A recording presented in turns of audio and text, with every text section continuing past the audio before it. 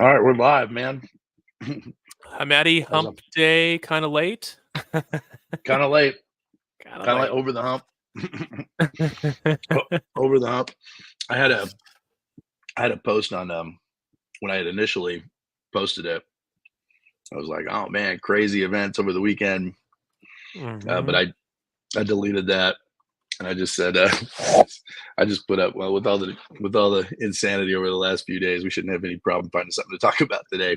Oh my gosh! Like this week, I was like, oh, shouldn't be that bad. Like, you know, what's gonna the Republican convention will go on. There'll be some speeches. Like, Blah no, blah blah. blah blah blah. Instead, everyone's showing up with like bandaged ears out of um, solidarity and like, whoa. I mean, it truly is shocking. I mean, when was the last time someone was like actually able to pull the trigger on a president or a presidential candidate? It was like 1981. Reagan, right? Reagan. And Yeah, that's right. that guy connected, and they had to go get the bullet out of him, but like it almost That's hit right. his heart. With Trump, I mean, what was it? If he had just, because he was in the middle of something and he kind of turned his head like this, and if he hadn't Yeah. turned it, it would have gotten right in the forehead. But since he turned it like that, it just nicked his ear. Right. And that is, this is the luckiest man alive. I guess Yeah. I don't know. I don't know what to say. It's funny because Hinckley, the guy who shot Reagan, Yeah. I guess the aftermath of all that, they found out that the reason that he did that is because he was hot for Jamie Lee Curtis and thought that if he was able to assassinate the president, that Jamie Lee would go out on a date with him. Yeah. And those actresses love political assassinations or something, I guess. That's right, man. So he was just a total psycho, in other words. Right. Well, it's kind of funny, because he's been released now. He's out, and He's out. his I think he tweeted or something that said, guys, we got to calm down. Violence isn't the answer. Well, I mean, hey, it's changed man 40 years ago. Right. So yeah, like, yeah. Hey, look, I tried it too. Hey, I was one of you. It's a mistake. Like, let's not go down that road. Wow. Well, I guess they don't really know. They don't really. So I mean, we're going to milk this today because there's just so much to talk about it. But I guess they don't really know the motivations of this cat, who's supposedly a registered Republican, but may have donated $15 to the Democrat Party at one point, like to buy a Biden hat or something. Who knows? Yeah, 20-year-old dude. So there's not much is known, I guess. Oddities about this. So yeah, so registered Republican, donated very small amounts to Democrat causes. We haven't seen like a dump of his social media feeds, which I have a feeling we'll see at some point. So I think that will. I've heard he didn't have. There was nothing to dump. Oh, okay. Which would be really weird for a 20-year-old today. Yeah, I mean, I think that would go for the whole like loner extremist. It's like he's not even putting his thoughts on social media. Like, right. Suspect, but yeah, highly sus. Yeah. Well, so in Texas, it is. I don't think it's legal to buy a rifle before you're 21, and I don't know if that's federal or just Texas. So I wonder if his rifle was legally acquired at all. Which I think is kind of a weird. Would make a difference. They wouldn't do anything about it anyway. What now? It wouldn't make a difference. They were not going to do anything about it anyway. Well, it's funny because whenever something like this happens, and something like this, whenever you make it sound like it's common, but like whenever there's sort of like a really shocking gun episode, gun episode, there's always this discussion of like, well, how can we make sure this would never happen again? So I've seen a couple people talk about, more enhanced background checks or red flag laws, which I don't know would have made it. I don't, like I said, we don't see his social media. I don't know if he's someone that people had reported like, hey, there's this guy in high school, he's really sketchy. I don't know what's going on, where he would have been red flagged. Or then people talk about like assault weapon bans, because he did use From what I can AR tell, he did use an AR-15, AR platform rifle. right? But the thing is that that would have only changed the follow-up shots because on a semi-automatic rifle you can do very quick follow-up shots. But in terms of the first shot, I mean, the first shot is the one that the president's life was in danger. Like after that, it's very hard to put follow-up shots, even with a semi-auto. I mean, they're not. It's not. Right. Yeah, that's very difficult to do, even if you're very skilled. So the first shot, though, I mean, gosh, he could have used a bolt-action hunting rifle or a single-shot hunting rifle. Wouldn't have made any. He could have used a black powder replica musket for all the difference it would have made for the first shot. Well, So I will say, I mean, kind of there's all weird. these conspiracy theories floating around on it, and I try not to get Oh sucked down yeah. these rabbit holes, but I I don't see how. I have a lot of questions. Let's just put it that way. Okay. Yeah. How in the Tell world? me. So this guy apparently the police said they were aware of this guy for an hour beforehand because I guess he had made some threatening motion with his weapon. So they were aware that this guy was in there. He climbs up on this roof, which wasn't secured, and there's all this passing the buck. Oh, it was outside our zone of. What are you talking about outside your zone? Well, Like you so have just for the a people hundred. who don't who are listening who maybe have no experience with guns of any kind, 150 yards where they're saying, "Oh my gosh, he was able to take that shot." 150 yards is not a difficult shot Right, with a rifle. So with a handgun that would be an incredible shot.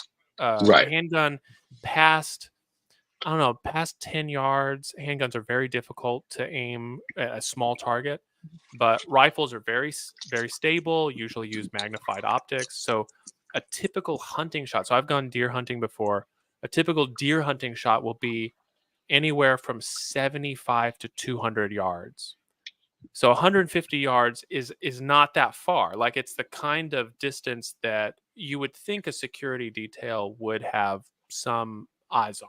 Like that's not like, oh my gosh, a sniper from who would have thought that from that distance, it's a mile away. It's like no. right, right, This is right. this is This is not. within a normal rifle range. This is not You that. can go to Walmart, pick up a weapon that'll make that shot. Like Yeah, no anyway, problem. No problem. and I mean, so all of that.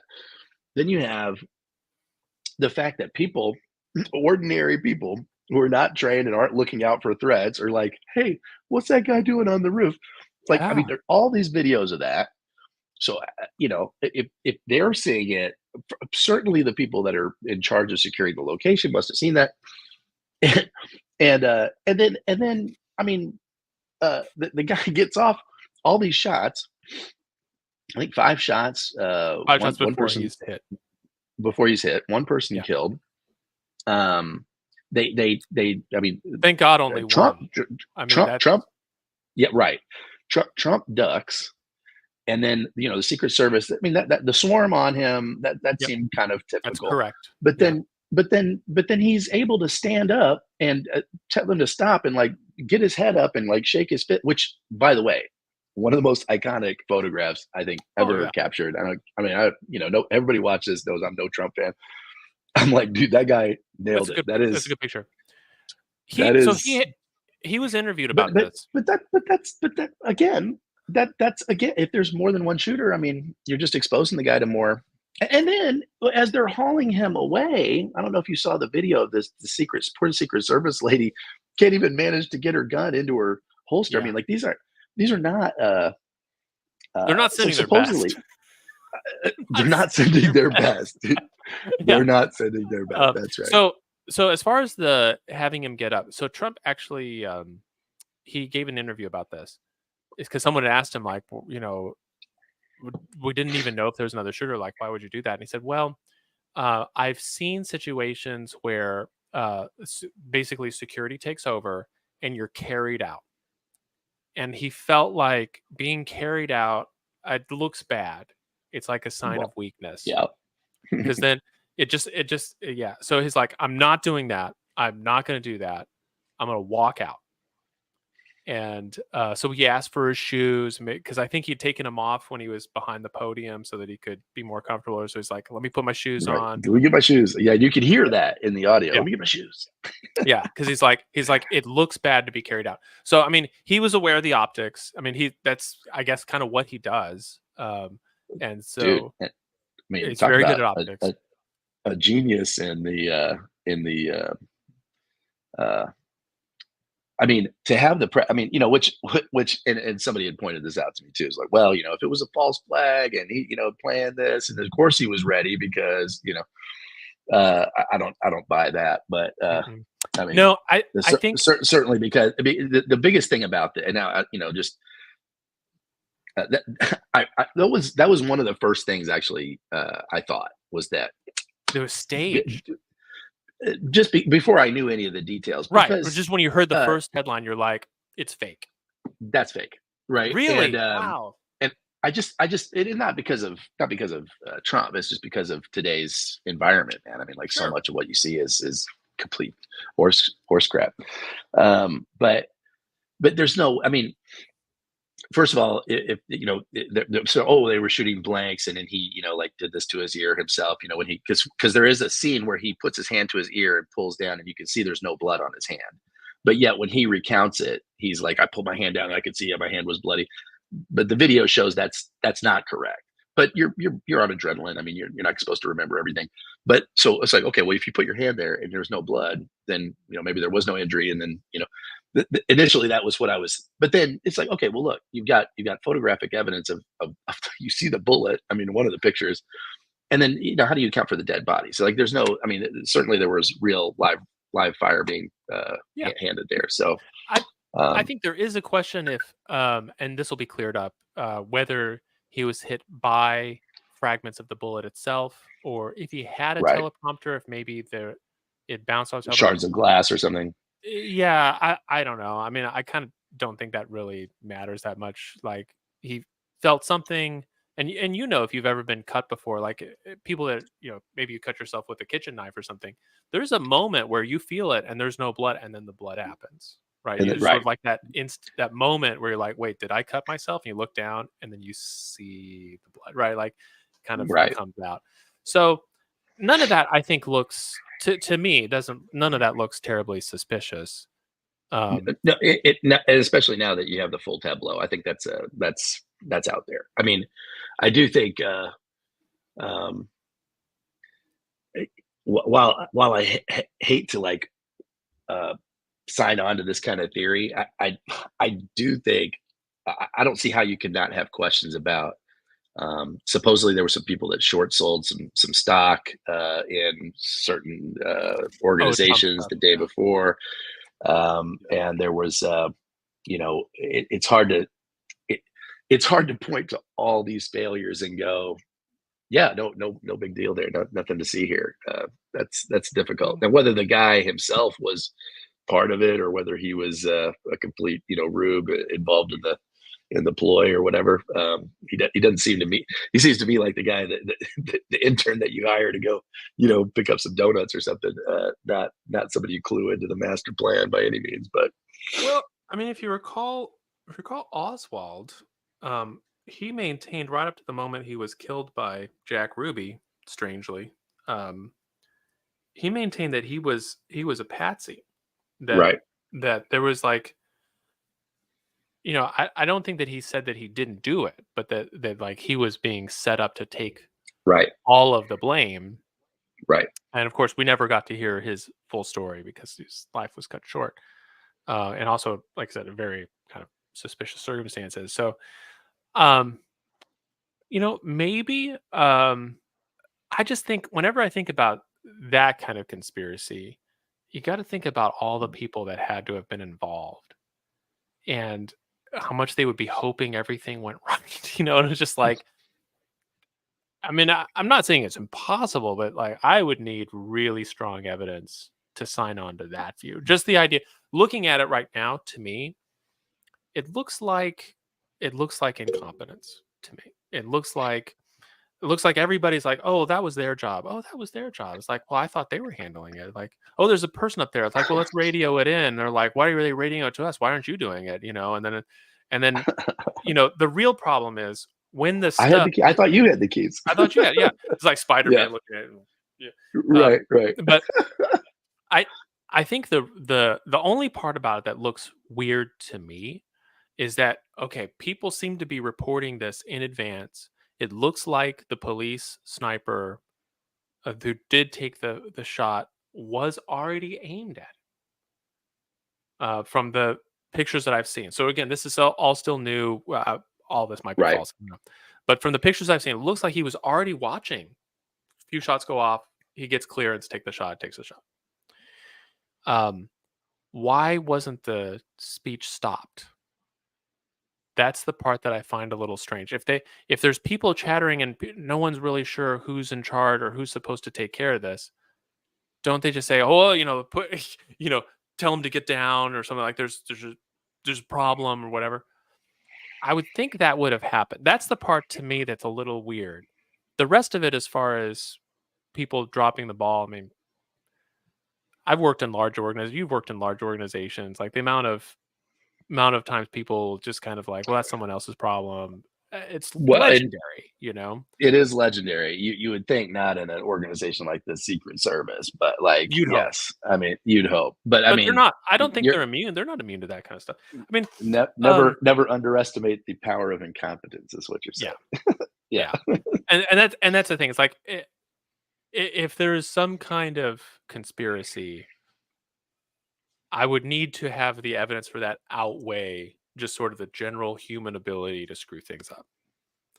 And Yeah. so I think heads will roll for this. I think probably the some of the Secret Service top brass will probably lose their jobs over it, be forced to resign, whatever. I Probably. can't believe nobody's been fired for it yet. I mean, that was a week ago now at this point, They will be. It just takes time. yeah, it's Government employees, I, can't fire them all right away. sure. I Some mean, kind of golden parachute has to be set up for him. I'll give I'll give Trump this too. I mean, he had a great line in that debate, which was, why haven't why haven't you fired anyone? You know, and that's a great question. You've got a lot of people who have just dropped the ball, obviously, in this administration, and I mean, in all administrations. But like the fact that in this particular one, no, nobody. I mean, it's like everybody's got each other's backs here. It's Well, a little and I bizarre. think that I agree with you. That was a really good point that he made. But I think it highlights to people who are not really paying attention to the Biden presidency that the whole point of the Biden presidency is that no one would be fired. That's the whole idea, right? Like, because it's like electing the dog as the Nobody's mayor. running the show. Why would we ground ourselves? Yeah, Why? Yeah, exactly. yeah. Did The folks last week aren't home. last week did I talk about Who's the gonna be- the dog mayor? I did talk about that last week, didn't I? The dog mayor. Did you? I don't know about that. Oh, well, the dog mayor. So there's plenty of towns.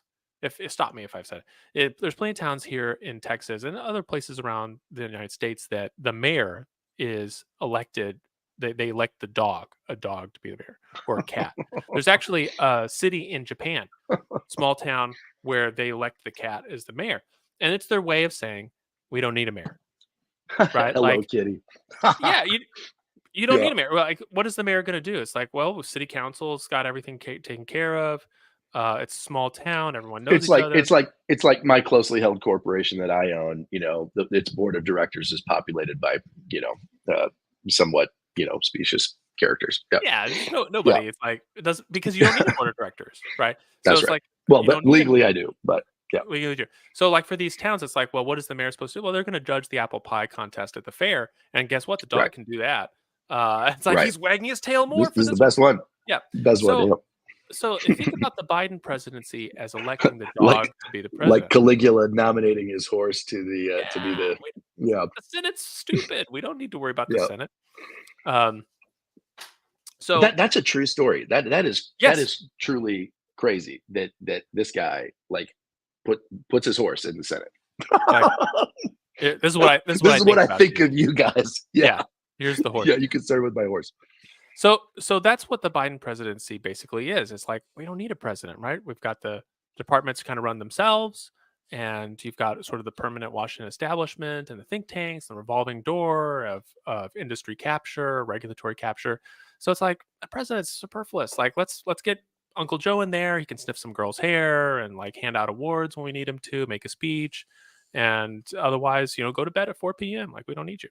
So that's why when you look at his schedule for the last, year or so, it's been, his meetings start at 10 a.m. They go to 4 p.m. Then he goes to bed because you don't need a president, right? So it's like, well, why haven't you fired anyone? It's like, well, that question, if it was a serious question, which it's not, but if it was a Right. serious question, it would mean that you misunderstand what the Biden presidency is all about, which is you don't need a We have to president. keep up appearances, though. I mean, Yeah, it's a figurehead. yeah, It's a figurehead, right?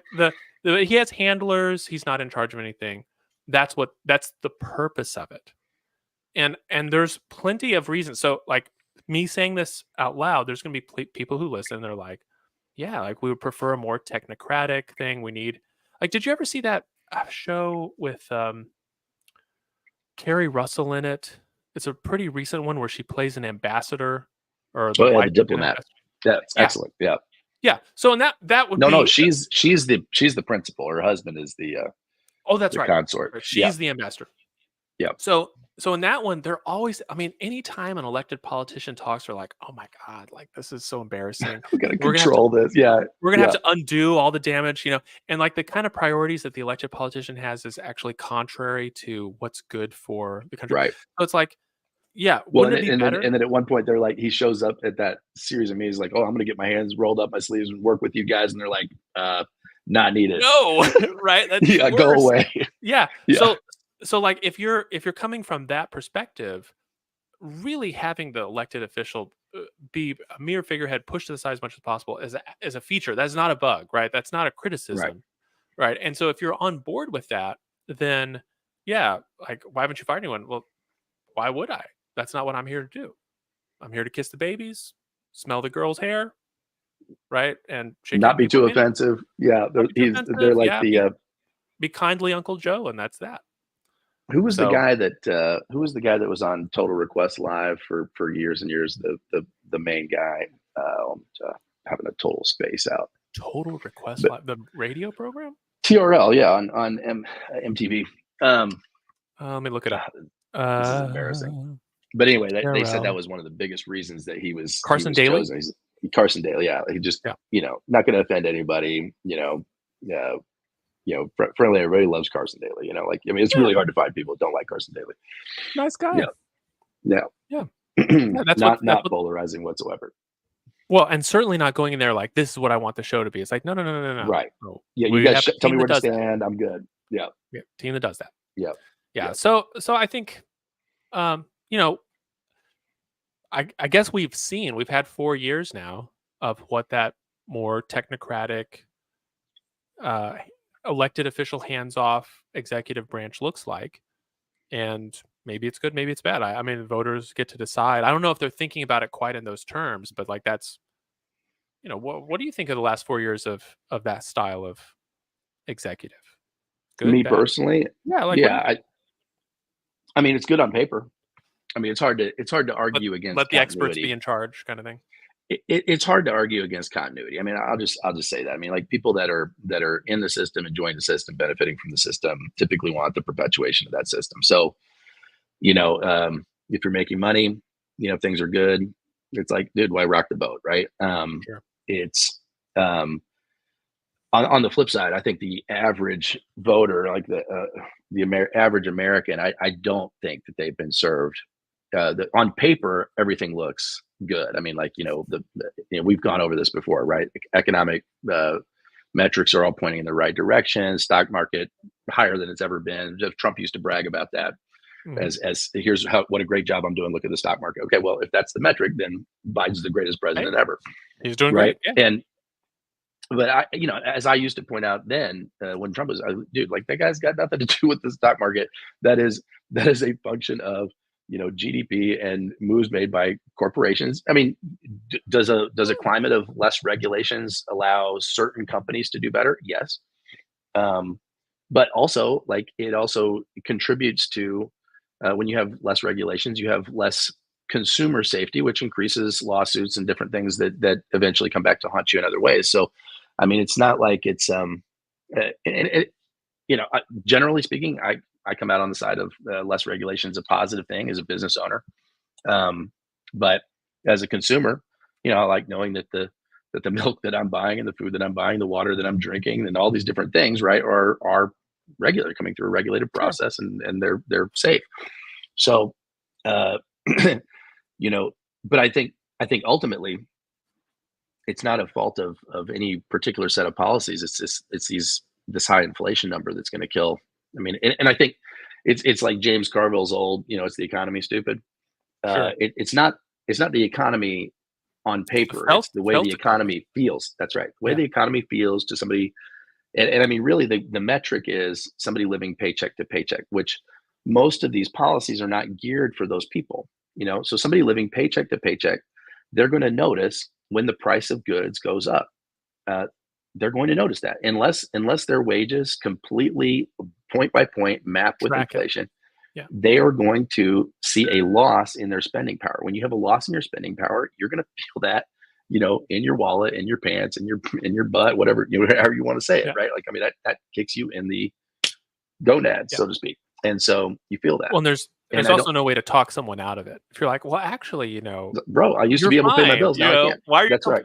complaining?" It's like And literally, it's like you don't know me, you don't know what I'm dealing with, right? Now, on the flip side, there are a ton of projects that have been put in place by this administration, programs, different infusions of cash, et cetera, that are intended to ameliorate that.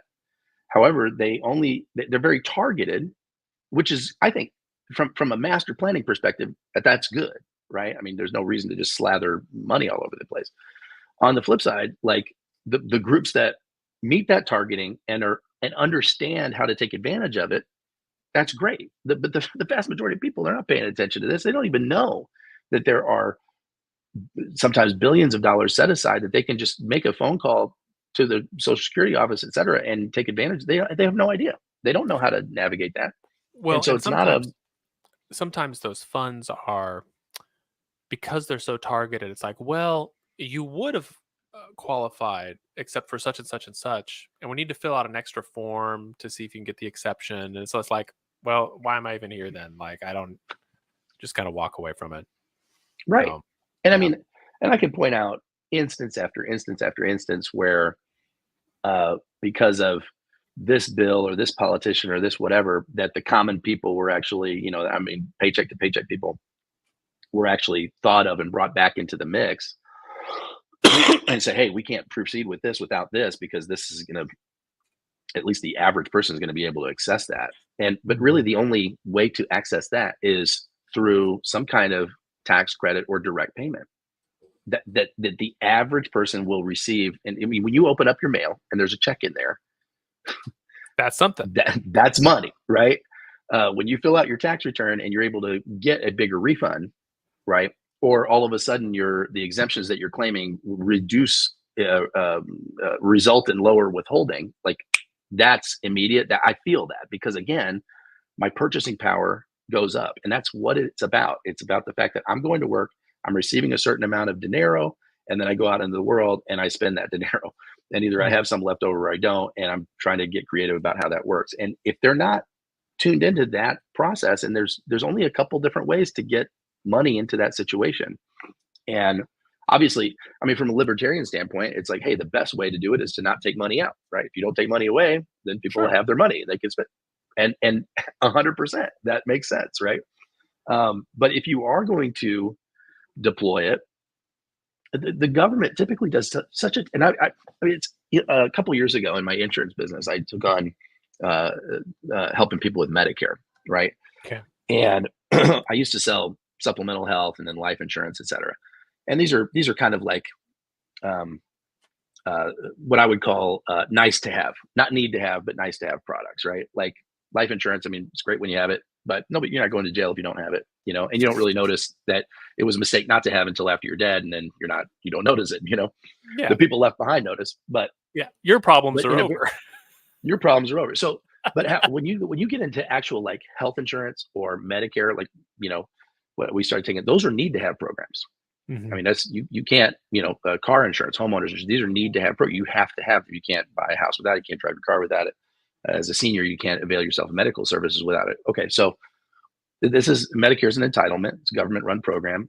High levels of satisfaction with seniors. In fact, like it's known as a third rail of politics. You cannot like say we're going to reduce your Medicare benefits or seniors are going to never vote for you, You will be and punished. you will be punished. Yeah, do not do that. So like, however, every year the government sends out what they believe is a very articulate. Here's how to access the Medicare benefits this year. And but the consumer, and these again, this is delivered directly to your mailbox. You get a book from CMS says Medicare and Me for 2025, and here's what the benefit looks like next year. And very simple, make your choices, right? And I'll sit down with people with all the education that I have, and it's a 1 2 hour long conversation sometimes just to help them navigate. You know, why can't you just read the book and figure it out? Because it's not that simple. And when you have all of these intricate, well, if this, then that, blah, blah, blah, blah, blah. And, the average person is just, they glaze over and they don't care. And they're just like, dude, just put me on what you think. I mean, either they trust you or they don't. And then, and either you're good at your job or you're not. Right.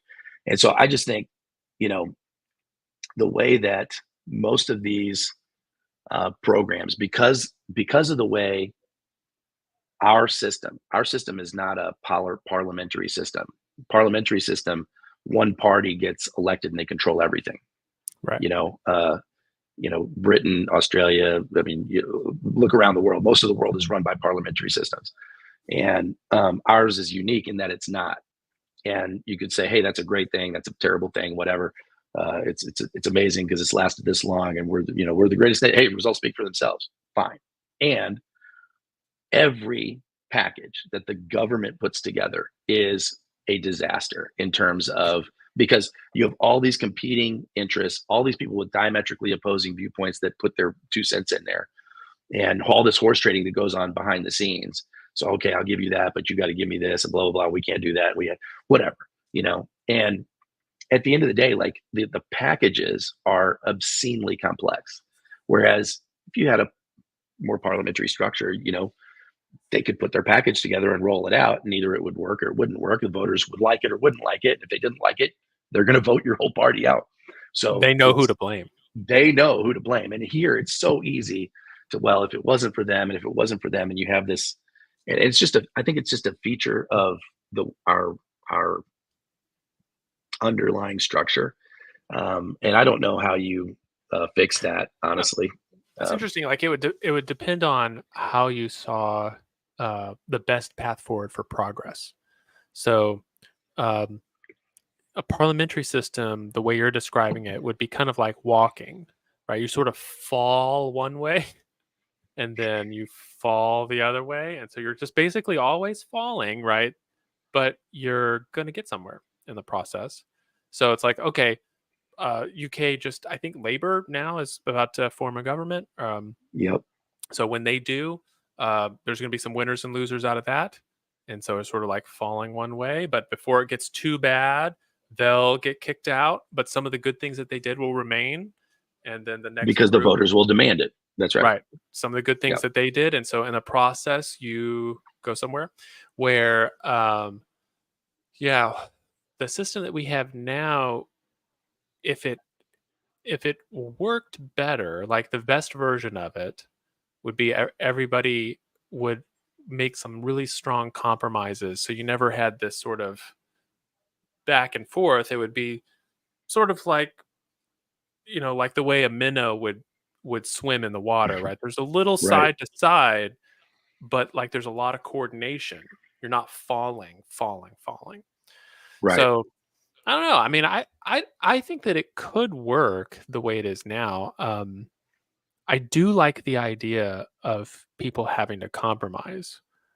Um, I just wish that it didn't come But along in, with, in like you said, order like to, the horse in trading. well, and also in order to compromise, you have to have dialogue and and an honest conversation about what I want. Here's what my constituents want. Mhm. and without the game playing and posturing and positioning. I mean, it or minimalizing it in some way. There's not a honest conversation going on about uh, about most of the issues that are out there. Like um, I don't know what a great example is, but it, it's one of the things I think is very positive about I think what I'll give Trump credit for it. Uh, the realignment that's happened politically in the last, really the last 8 years has been this move away from this. What I have always, well, not always, but for a long time considered a false dichotomy of right and left. Mhm. Um, I've thought the Republican Party is not conservative for a long time, and I think the Liberal Party is not very liberal in a long time either. And so it there very much seems to be instead now this new bifurcation between the established kind of um, I don't know whether you want to call it big corporate, but certainly Yeah. established interest in the status quo type of thing, right? The Mhm. what you might call a uniparty. I think you've referred to Yeah. it, right? Where you have, you know, this foreign policy and this, et cetera, and what surveillance state, all these different things, and then you have this. It's not really a new way. It's always been there, but it's amazing how it's been kind of hoovered up from both sides. Um, this what you could call like kind of the Bernie bros on the left, and then really Trump people on the right, but it's really more of a we the people type of a we're not going to take it anymore. You know the the Yeah. the 99% from Occupy Wall Street and the Tea Party on the other side. Those two were basically saying a lot of the same things. Now their They solutions, should be friends. they should be friends, and their Yeah. solutions were radically different. However, the underlying problem they agreed on. And so it's like, okay, well, if we can agree on this problem, that's where a solution begins to a negotiated solution can happen. But if you Mhm. can't agree on what the problem is, there is no negotiation that makes any sense. Like if I say, hey, look, Yeah. this is a massive problem, and you're like, I don't see any problem there. Well, there's no why do you have any incentive to work with me on it? Yeah. Right. Well, Um, I so think that's why you saw I totally agree. I think that's why you saw a lot of, um 2016, you had plenty of people during the primaries that were saying that their 2 favorite candidates were Bernie Sanders and Donald Trump, which, you know, which is should bizarre. But should have yeah, been impossible, right? But, but on a lot of stuff as far as, like, uh,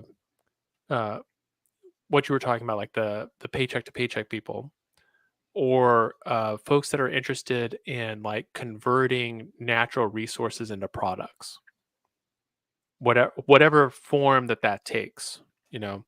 Um I think that they both of those, especially in 2016, both of those politicians had a lot to say to that same crowd. Which, by the way, I just saw snippets of it. I didn't hear the whole thing, but the president of the Teamsters spoke at the oh, I watched that Judy speech. convention, Yeah, which first time in decades. which if the Republicans are, and I think with the nomination of the selection of JD Vance as the vice presidential running mate, I think there's That's definitely that's that's the reason he chose to come. there's this He said that. play.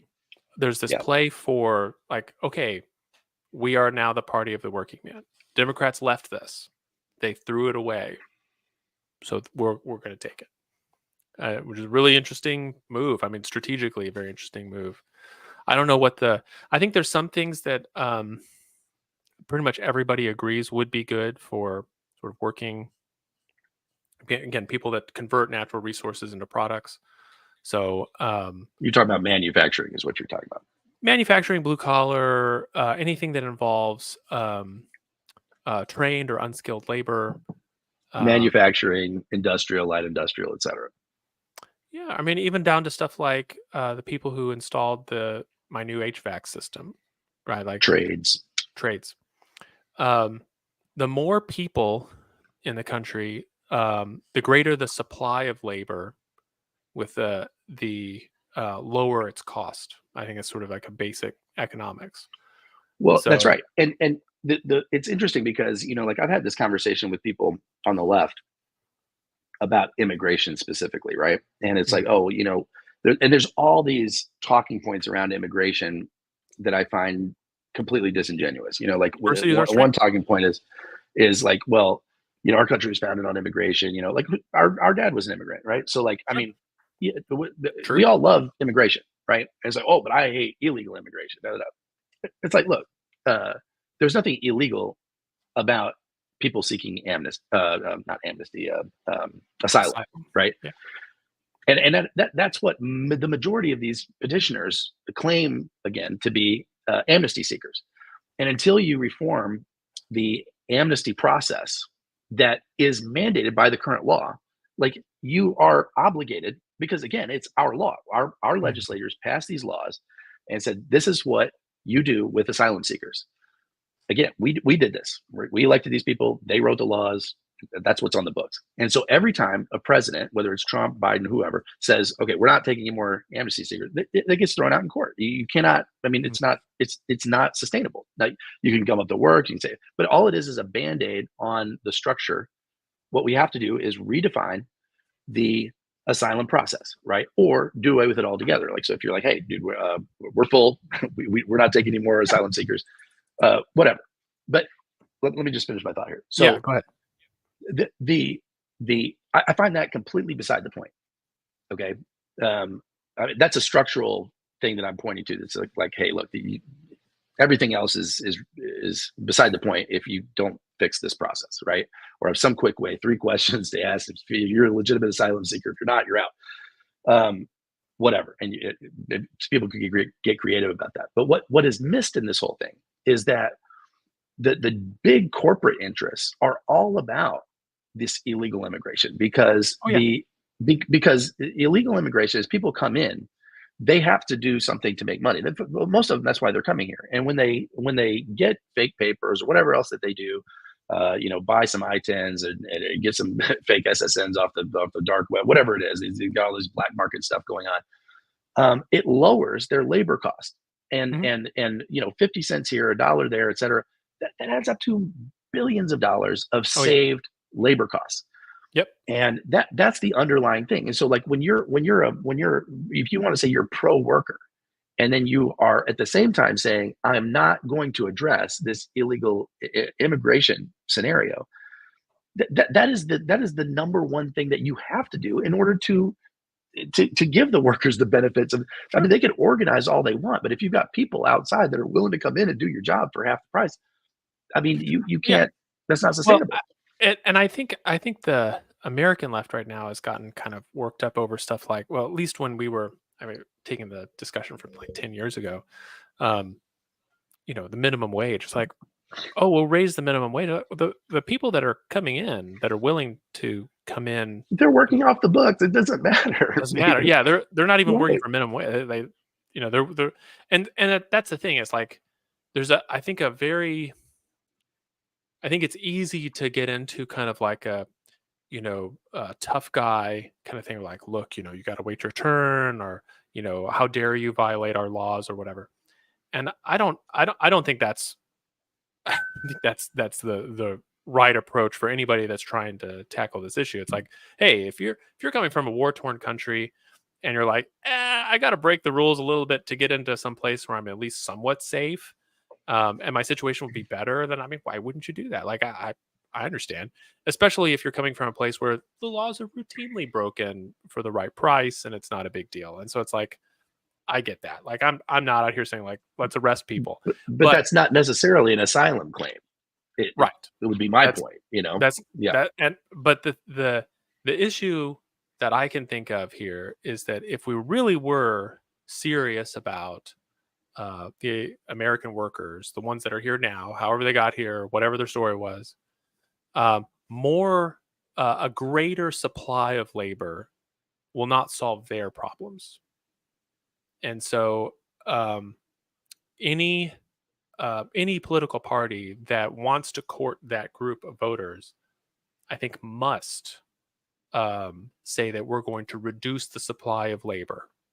so that the value of labor goes up in relation to the number of hours worked, right? And um, otherwise, otherwise, what's the point? You're just sort of like you're just permanent serfs or something like that. But that's the I don't get it. trajectory. The trajectory is, yeah, you have a permanent underclass of people who don't have papers and can be easily controlled. And that's I How is mean, that good? That seems like it's bad for the country just in general. of course it is. Of course it is. Yeah, Okay. All of right. course it Well, is. I'm But kind of surprised. I was again, expecting us to disagree on that somehow. no, I agree with you. But I mean, if you're a huge multinational corporation like that, your concern is not the welfare of the nation. Your concern is the welfare of your shareholders. Right. And I Wherever they just may be. wherever they may be, and it is um, it is a travesty that you have. And ironically, these same multinational organizations are able to contribute like unlimited amounts of money because of Citizens United and all these different things. Corporations are people. Insanity, Sociopathic people. insanity. You know, yeah, sociopathic people. Exactly. That's nuts. And I mean, I didn't understand it then. I don't understand it now. And and these are, again, these are Republican backed. Now again, you could say that's the old Republican, the Chamber of Commerce Republicans, et cetera, and I agree, right? However, it's like you, you, there is no honest accounting of, hey, this was a mistake. We screwed up here. This is the new thing, and because we've taken over now, we're going to get the country back from these people. That would sell, but Well, yeah, so nobody's going out there saying any of that. if you've ever had a chance to read Citizens United, the fun bit of reasoning that it's like, to me, I always get stuck on. It's like, you have the right to form a PAC and to like take out advertisements for whatever political cause you want.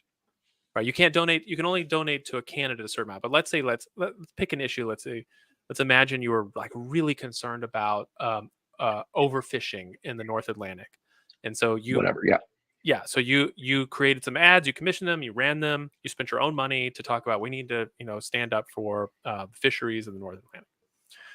So you can do that, but if a bunch of you got together and created a corporation, you couldn't do it through the corporation. And it's like, Exactly. well, I know, but that's the thing, is like, why would your right to do that suddenly go away because you're sort of collectively with other people who care about the same thing, that only you can care about it individually, or you can spend on it individually. You can't spend on it collectively. Dude, And if the that's the most corporation just does absurd. the collectivity of the investors, Well, then why if that not? was the case, then you wouldn't need this avenue. No, but that's what I'm saying though. Like, okay, That, that the investors could what just as easily pool their money together another way. But instead, it's like, well, they've pooled their money through a corporation. Corporation owns capital. Corporation hires people. Corporation does all this stuff. So they've pooled their resources through the corporation. So it's not like the corporation doing it; it's the investors doing it. And if the investors have the right to spend their money this way individually, why don't they have their ability to spend their money this way collectively? it's the corporation that's giving, writing $1 billion check. It's one action by one entity. And you could say, oh, well, the shareholders all approved this, but they didn't get together and vote on it. They didn't, everybody pull out $2 and chip in it's not like a tithe. But they did in the No, they same. didn't. They didn't any more than the reverse of that argument has been made by conservatives for years to argue against unions. It's like, oh, hey, all these unions, all these people in these unions donated their dues, and now the union is going out and saying this is what our workers want. Yet individual workers have said repeatedly, well, we don't want that. In fact, we would prefer this other thing. But the union is off on a wild tangent doing whatever the union is doing. That's why we need to disband this union. Okay, well, that same logic applies to Oh, the Citizens United case you just so pointed out. I agree with you that Okay, there has been a shocking good. lack of consistency on the part of people making this argument. So I'll give you that. But as Big someone, surprise. big surprise. But as someone myself who tends to have pro-union instincts, I consider, I consider like the solidarity movement in Poland, for example, to be those people are heroes, in my opinion, right? So like I'm kind of pro union in general, and so thinking about corporations as a kind of investor union, a union of investors, um, where they can pool their resources and collectively bargain against labor and collectively create things. Um, I tend to think that they should be given the same kinds of rights as a strong union would be able to do. But that's again, like I'm also in favor of strong unions. So um, Nobody's saying that the corporation can't donate the maximum that an individual can, right? And nobody's saying that the yep, CEO of a corporation can't stand up and individually form a PAC and get all of his investors to contribute to it. All of those things would still be there. What we're saying is that it makes no sense to allow that corporation directly to take billions of dollars and pour it into a particular race and literally buy politicians. That's what they're doing. yeah, I well, mean, yeah. this has been in place long enough. We know what the effect is. The effect is Oh these no, I corporations know, buy politicians. It's yeah, I know. buy I the I laws to agree that benefit that's them. the effect of it, right?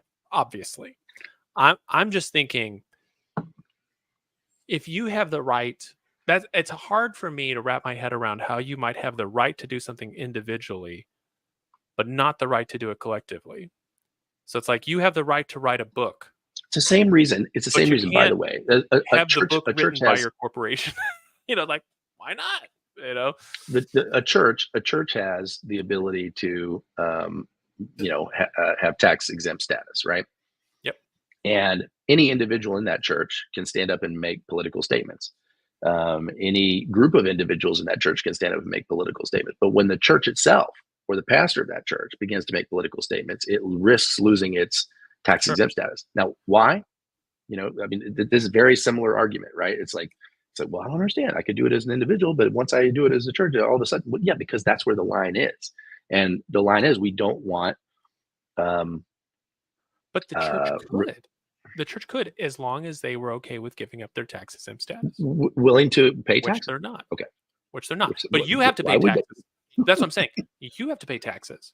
The church gives up certain rights in order to claim that tax exempt status. And there are some churches that are like, yeah, we don't care. You can tax us all you want. We don't care. We'll render under Caesar, but we're going to do what we want to do.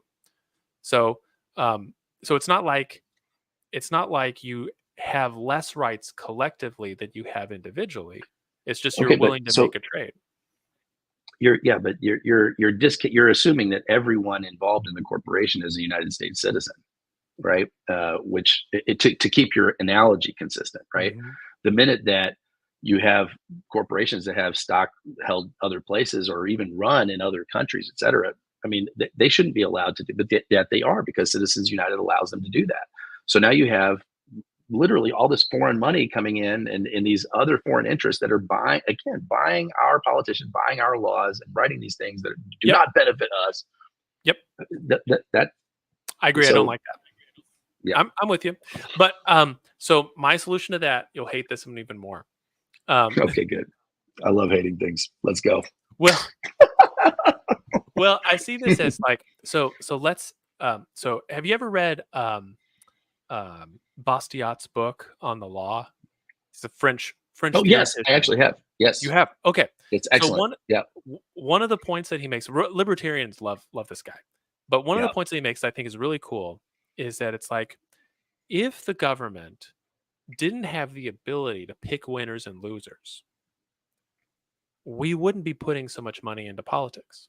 People wouldn't be lobbying so much to be politicians, right? So it's like, well, the fact that the secretary of so and so can decide whether your company lives or dies by the largesse of the government means that it's going to be really valuable to be that guy because you're going to get favors, you're going to be lobbied, you can do all this other stuff, and I need to pay money in order to keep him my friend, right? And then like I can maybe try to create laws that help me instead of someone else because the government's going to pick some winners and losers.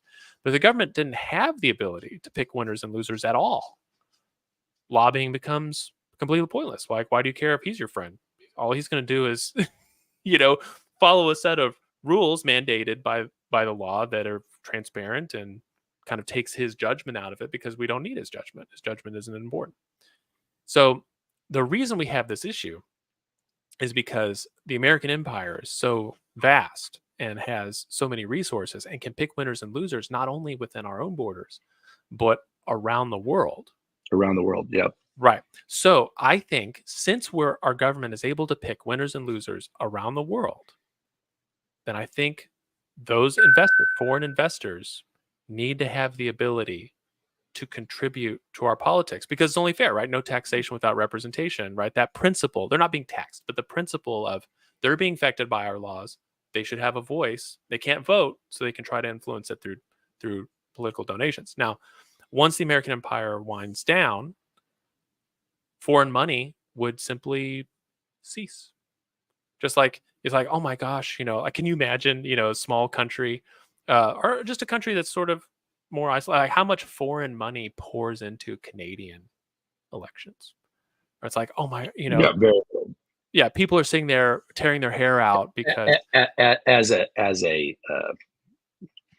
As a very little compared to the amount that pours into ours, I'm sure. yeah, I'm sure there's going to be a little bit. There's always going to be a little bit, but um, you simply But wouldn't most be at the countries have mercy. laws against that, and I mean we have laws against that on the books. It's just everybody ignores them, and Well, nobody there are ways really around them. enforces them. Yeah, it's like when Trump, like, very obviously violating emoluments clause I mean, obviously in terms of the intent of Sure. the clause, right? You're not allowed to enrich yourself by holding public office. I think most people are on board with that concept, right? You should not have a business that is directly impacted by the government and then run for place in that to run that government and then benefit your company. But in actual practice, nobody that supported Trump or anybody in positions of power ever held them accountable to any of that stuff, and they all found loopholes around why, oh, this doesn't count, that doesn't count, et cetera. And it's like, well, if none of that counts, then why do we even have Well, this you have to have this it on law the in the books? books. Like it's completely irrelevant. Yeah. Um, and Oh, and that's across the board. We could obviously point to Joe Biden and sure. Ukraine and all these other things where people have done this. McConnell's a Uh, prime example of eh, this. the Clinton Global Initiative, et cetera. I mean, like, there's so much garbage going on out there that violates the intent of these things, and yet people just kind of like, oh well, they never were charged with a crime, they're never convicted of anything, they're completely blameless. It's Eh, like I completely love it. blameless when I mean I can add things together. Uh, anyway, I find that whole thing, and it was interesting watching the speeches, I think, from the RNC, this week, and most of the content um, around um, around, say, workers' rights and restoring this or eliminating that, all the different initiatives that you heard, they're they're all issues, I think, that sell very well. Like, they're not. It's very difficult to listen and go, I don't want that. I mean, there are certain things that I do vehemently disagree with, whether it's like eliminating access to abortion, or trying to get Well, rid of didn't they people's take that access out of to the health platform? care. Didn't they They took take it that out of out? the platform, but they still Okay. referenced it repeatedly. Okay. Okay. Um, There's speeches. yeah, Because I thought there's kind of a. I thought it got pulled out of the platform, the official it did platform. get pulled out of the platform. Yeah, Okay. uh, but but Interesting. uh, but not that we're not going to fight for the rights of the unborn to live and whatever, and these personhood amendments going around that an embryo is now a full fledged citizen of the United States. But which I just think, again, is just so, like, ridiculous. Like, what are you talking about? Um, we could debate that with maybe a different podcast. But the biggest thing that I was concerned about, um, was this whole kind of undercurrent of uh, Christian nationalism, if for lack of a better word. I don't know. Has that popped on your radar? Does that concern you at all as you listen to it? Um, Less so, I think. I know that's the Bring kind of back thing. the theocracy. We need to live Yeah. under God's law, not man's law. Yeah. I don't. So, I mean, we kind of grew up in a context that was in favor of that style of rhetoric. Very much. And when I always had this kind of funny thing that I would do in college when people would talk about like, they're standing up for. So maybe this is a long time ago. But they were like, "Oh, we want to stand up for traditional marriage." And I was like, "You mean like levirate marriage? Like what? Right. Like when you're like the one in the Bible where like if you're Your brother dies, now you have to marry the widow, and you yeah, got to yeah, marry the yeah. widow, and then like the kids that you have are considered kids of your dead brother, so he'll have an inheritance to pass on, Right. and it's Or like, you well, mean where that's women were property and you had to negotiate over, yeah, that kind of yeah. marriage? Is That's that traditional is marriage. that what you're talking about? Yeah. Like traditional marriage? Like, oh, so if you go into a war and you find a girl there that you think's pretty hot, you could bring her back and marry her, and she just has to shave her head and like be allowed to mourn her culture, and you're not For allowed to 14 divorce her days. after that. No Right. divorce after that, right? What do you? Or is that what we're talking about? And the part where you pay the bride price, like which part of traditional marriage? And what turns out is that almost everyone doesn't mean traditional in like they talk about the Judeo-Christian like marriage laws in Judaism, Old Testament are really different. In the New Testament, you have all this advice not to get married. So, Right. so you Right. get to pick, right? It's either Paul's great about it. Yeah, like I like, wouldn't get married if I was if you want to, okay, but it's better not. It's better off not better to. than not. Yeah. Yeah, and if you are, it's like, well, I mean, in the Old Testament, polygamy um, is never condemned at all in the Old Testament. So it's like traditional marriage includes polygamy. Like you do know that too, right? Or in having concubines and stuff. Biblical marriage you're talking about. Biblical marriage. Yeah. So what they One mean man, one usually, woman. It's like, wait, where is that in the Bible? yeah. Well, Yeah. well, so the one man, one woman thing is actually a Roman tradition that Oh, interesting. you would have one wife. They considered polygamy to be sort of savage, like, oh yeah, these barbarians that we have to conquer, they have multiple wives. We don't do that stuff. We don't do Um, that. now you We might have have mistresses like any civilized yes, society. Yeah. yes, and you should, Concubines. Yeah. there's all sorts of important customs about like what gifts to give them and what to expect if you are the mistress and so on. So I mean that's a thing. But as far as like one wife, you only get one, and divorce is very looked down upon. Um, but that's Roman. That's not Judeo-Christian, it's Roman, right? And but then it's like, "Oh, wait, okay, so," it's like, "Well, I mean, like, I just mean that gays shouldn't be allowed to get married. That's what I mean. well, That's all I mean. but then you get Don't like let the gays do that. then you get weird stuff like, "Well, actually what it is that, it's wrong that women should be working, men should be working and then women should stay home." It's like, "Oh, you mean post-industrial revolution?" Because if you're looking at like the 1750s, men and women both worked mostly out of the home. In the Um, field. in Yeah. the field, or if the man was a businessman, he would do most of his work at home, and then his wife would probably help with bookkeeping or other stuff like that. So it's like, it's not until the Industrial Revolution that men go out to work and women are left in the home, but that's in like the 1870s. Like, is that It's what you're like, talking about? why have we What picked do you this mean by particular traditional marriage? construct? Right. And it's like, why have we picked this particular construct of one man, one woman, monogamous forever, of course, unless we decide to get divorced. And nobody, there's no, I don't hear any legislative initiative to eliminate divorce, you know, or single parent home. Hey, you wouldn't have any single parent homes if you were forced to, stay with your, to me, it's like, I don't, it is so disingenuous to me. And that's what I mean. Like, so when I see this, like this Christian nationalism, we gotta submit our nation back to God and all this other thing. I mean, from a spiritual Yeah. aspect, I I Sure. would I would agree, right? Yeah. But from a legislative aspect, I'm like, man, you're just getting into some really dangerous territory. I mean, what if we elect?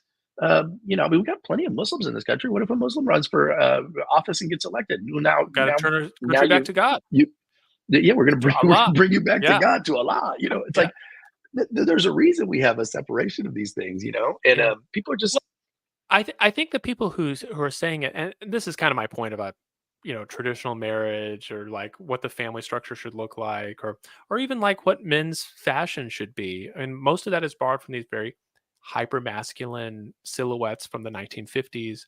But you go back to the 1700s. I mean, most men are wearing high heels.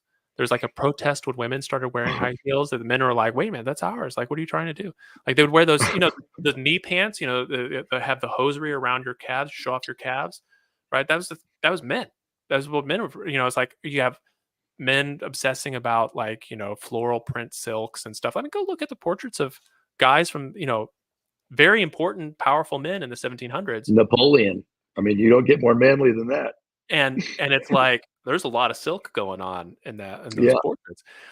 But that's the thing is that like it's just kind of a mishmash of a bunch of different stuff of like some kind of vague idea of the good old days, and it's sort of the fashion of the 1950s, the um I guess family structure of the late 1800s, early 1900s, and then Roman laws about marriage. And it's like there's no consistency there. There's no they don't know what they're saying. Like when they say we need to go back to Judeo-Christian value, they don't know what they're talking. That's not there's no link there for what the actual prescriptions are. So I find a lot of that stuff to be just kind of, to be honest, this might get me in trouble if anybody watches this. To me, that sounds like a lot of silliness to me. Wow, what a strong denunciation. Silly. That's It just silly. seems, yeah, it's like That's silly. Silly. it's it, it's sort of I don't know what to say. Like I think that you can make cases for all of those, but they're not cases that are sort of bound up in you know, the way the church is taught or the way God wants. Like that's not the thread that could bind those. We could find a thread. And I think maybe that'd be an interesting intellectual project for the party if they wanted to do it, is to put Yeah. together a consistent case for why all these things need to be there. But, God and country, I don't think that can work. So, sorry. Speaking of God and country, so one of the things that JD Vance said that I thought was very interesting was, you know, well, take a step back. One of the things that and I hate to even attribute this to Biden because he's not by any means the first person to say it, but he is the most recent visible person to say it repeatedly, which is that America is an idea, Okay. and being an American is an idea. We were talked a little bit about it. I think the last time we did our podcast in terms of like Mhm. um, What what is kind the of American immigration and identity? assimilation. Yeah, what is the American identity? And I think most people, if you query them, oh, I don't know. I have no idea. I've never polled on it, We should run a but my poll. guess is we should run a poll. But most people, I think, that makes sense to them. Nobody. I mean, our dad came from Iran. I mean, he's as American as apple pie now, but like, I mean, Yeah, he came from Iran. And and I mean, many cultures that have come here, they came here for the idea of freedom, opportunity, lack of a caste system, whatever, sure. sweat of your brow, bootstraps, the whole nine yards, right? And what that's morphed into is baseball, hot dogs, cold beer, whatever it is, right? We can talk And about the eagles. the decline, Eagles, and loud weapons, right? But he said in his, I have to get the actual quote, but he was talking about how like he kind of rejects that idea that being an American is now a national identity, and that Americans who have been here for generations know better what it is to be an American than these newcomers, um, Okay. which I thought was uh, a very interesting thing to say because um, you know it feeds into this like God and country narrative that you're talking about, that like, hey, America for the Americans, whatever Americans are, but generally translated, people that uh, have lived here for years and grew up here, et cetera, and Mm. mostly white, mostly Christian, mostly whatever. I think that's very interesting. I've had the good fortune of traveling a lot of the country, and um, directly selling insurance or books or whatever else in most of the country. B2C, door to door, whatever. I've sat down in thousands of people's homes. You have to, and I think you know, if you did a kitchen table poll, um, in most small towns around America, there is very much that, you know, you know, this is our town and we do things here this way, right? Mhm. And you're a newcomer. You can't just like move across it's unlike places like, let's say, Washington D.C. or New York City or San Francisco or Any uh, giant metropolitan area, Houston's the Denver. Yeah, any yeah, right that you're going to have a lot of transplants and it's fine. but I mean I've been to I mean even not to pick on Charleston, South Carolina, which is one of my favorite places, but just from personal experience, It's a I beautiful know like city. you can't just move there even if you have you luck into a great network and get connected with all the best people pretty quickly, whatever. You're always going to be the new The guy. You didn't foreigner. go to school here. You didn't go to school here. You didn't go to Yeah. our colleges. You don't know. You could love all the teams. You could. I mean, Birmingham, Alabama. I lived there for a little bit, Roll and Tide. they're the roll tide, and there are plenty of places like that across the country where that sentiment of they are coming in and taking our place from us, like that is a um, that is a very pervasive sentiment out there, and I think Yeah. that's where this immigration thing and to some sense this Christian nationalism thing. I mean, it's very appealing. It's like, oh well, if I sign up with these people, I can get my town back and we can get rid of these foreigners and blah blah blah blah blah. And uh, to me, I get why it sells. I also think it's just very. Um, I don't want to use the word dangerous, but it's just uh, it is not the melting pot and the welcoming, bring me you're tired, you're hungry, those learning Yeah. yearning to breathe free, like you just tear down the Statue of Liberty if you're going to embrace that, and so I just think there's that tension there of and it takes me back to I think the previous point that I was that we were talking about, which is there's just such a lack of intelligent people having the conversation around how do I sync up who we see ourselves as Mm. Americans with how to grow the country. We have a birth rate that's below replacement rate. We talked about that last week. It's like to keep the economy growing. I mean, every single person understands. I think. Well, I mean, if they don't, wake up. Like if your economy is not growing, okay, you will have a decline in living standards. Like that's I mean, you can Mhm. look at anywhere in the country and you see these ghost towns being emptied out. People are just like, hey, town failed, Nothing left for because us here. people nothing left, right? Yeah. And that could be the entire country, right? There's no way to legislate that people have more children. So if by some miracle people still want to come here and live in America and be Americans, it's like we got to figure out like how to make that onboarding process, for lack of a better word, right? Yeah. More fluid, better selection in terms of who we're letting in, obviously, but also like we got a lot of incoming. It's like there's a way to sort this out. I mean, obviously, it requires more manpower, more processing, better uh, clear lines of demarcation in terms of which lane that you're in. Let's say, Mhm. but without that, I don't see how you continue to have a What growth would you think economy. about and so this is pretty out there. What would you think about leaning heavily into kind of a American mythology to solve this? So I mentioned Rome earlier, but I mean Rome had a really interesting founding mythology, right? You've got Romulus and Remus, the two brothers raised by wolves, right? So I mean it's like Mowgli in the jungle kind of thing.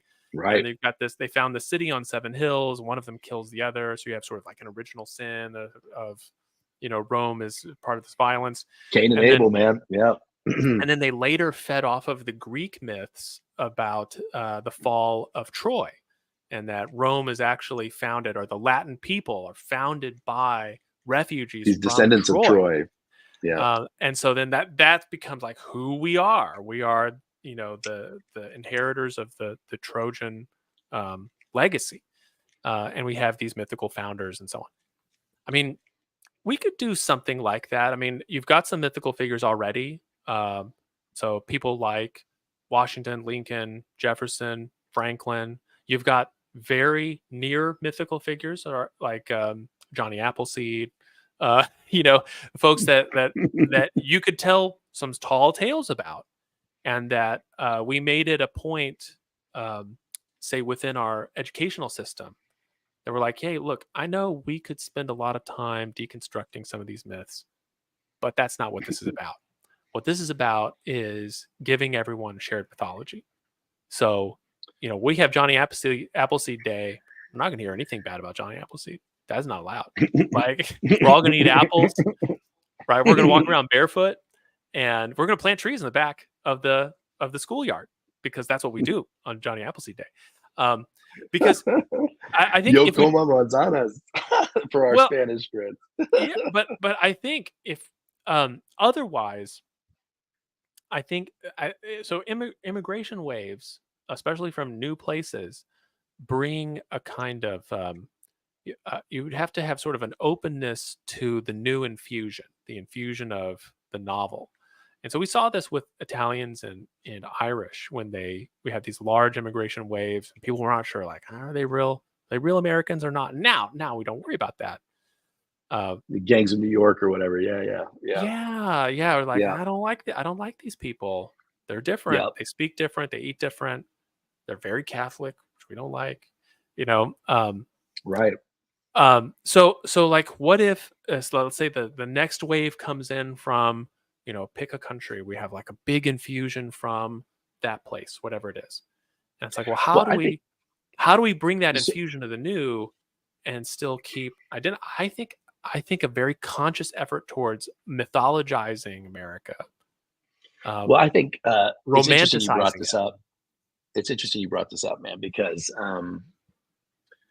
I think uh, first of all, I love the idea because there's nothing that sells better than a good story, you know, Sure. and yeah, nothing.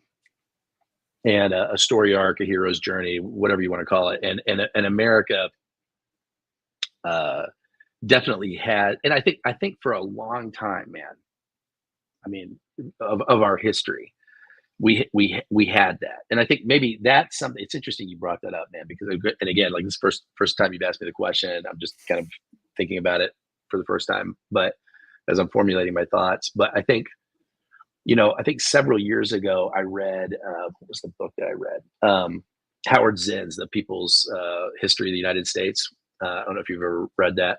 Flipped through it. Um, yeah, It's Matt pretty Damon cool. refers to it in Good Will Hunting, and that's when I first heard of it. And so I went, he's like, "Oh, that book will blow your hair back," however he says it, right?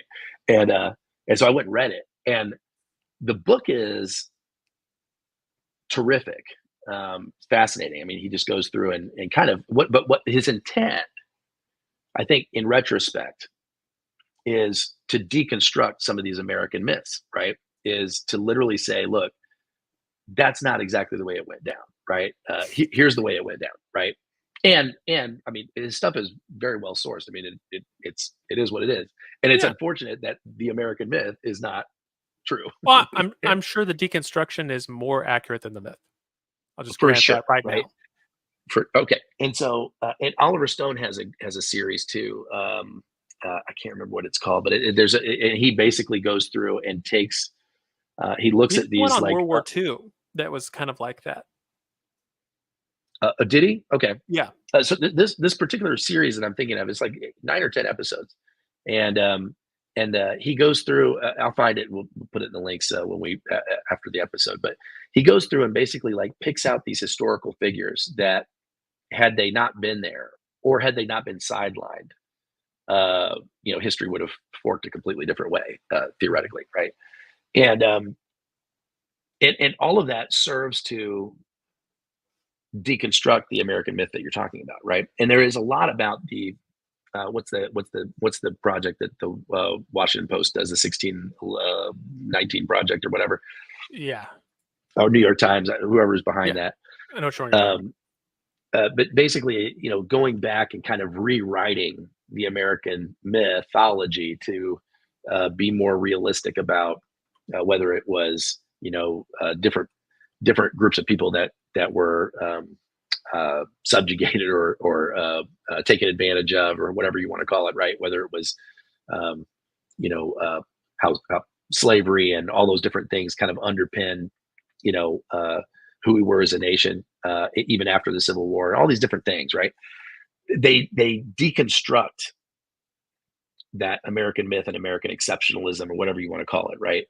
And I think for many years myself, I was uh, a big fan of that deconstruction. I'm like, look, you get a better idea of who we actually are and where we came from, and also have a better handle on how to address current problems if you acknowledge the origin of those problems, right? The where did these come? Why are things this way? Oh well, because back here we did this, and then we did Did that, that. and blah blah Yeah. blah. And now we have this, right? Um, and our country has never done a really good. I mean, I look at in contrast, Germany, right? Even the most recent thing with Germany, the reunification of Germany, Mhm. 20, 30 years ago, I guess now. Um, they've done a terrific job of going back and acknowledging the role that the German people played in bringing Hitler to power and the different things that were, I mean, because, I mean, in a way, it's not Hitler himself who's responsible. It's also the German people share responsibility in all these different things that went on. I mean, there's so many people that were involved in the Third Reich and the rise of it, and then its repercussions.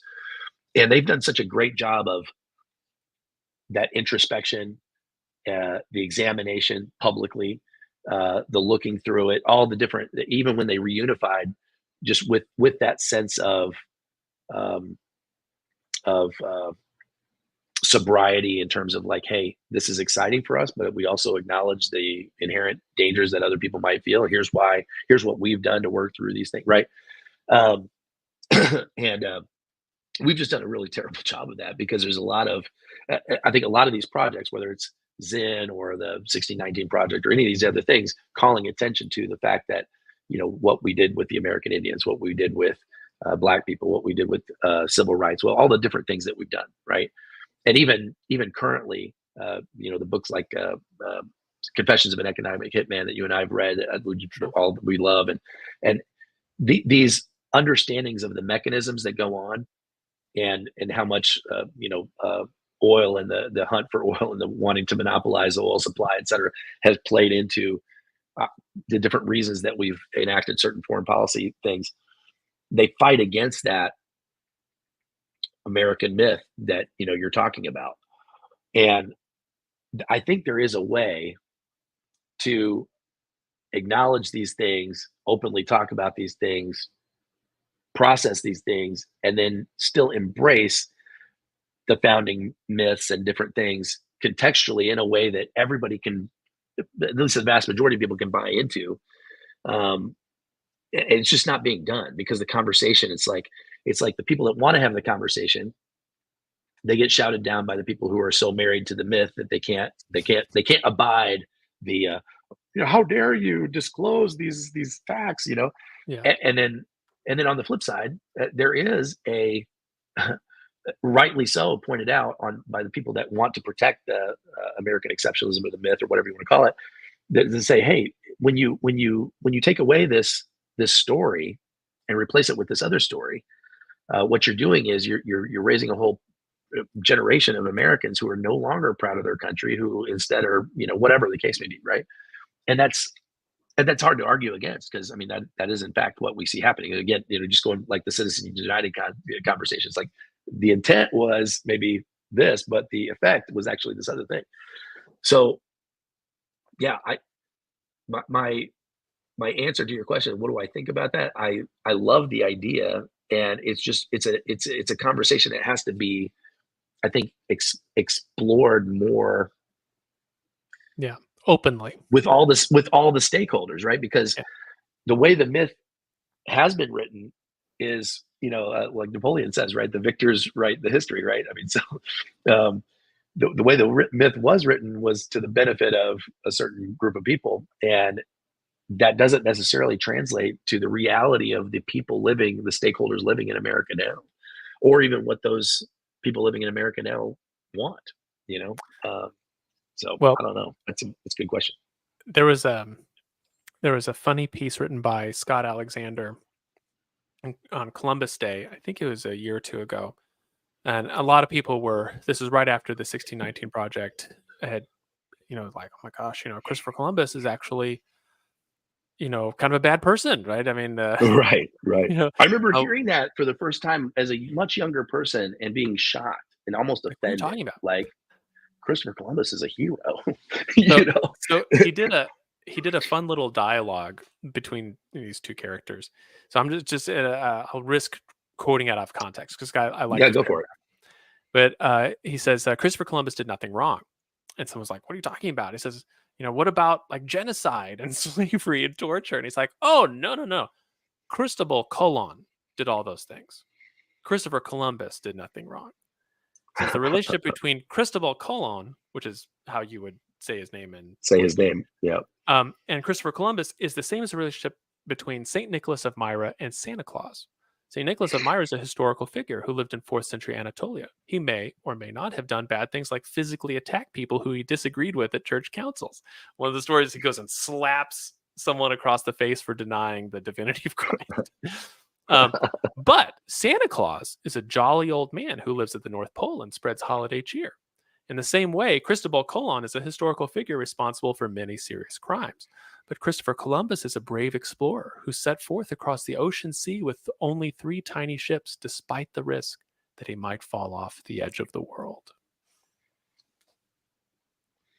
So, That's interesting, man. That's interesting. Yeah.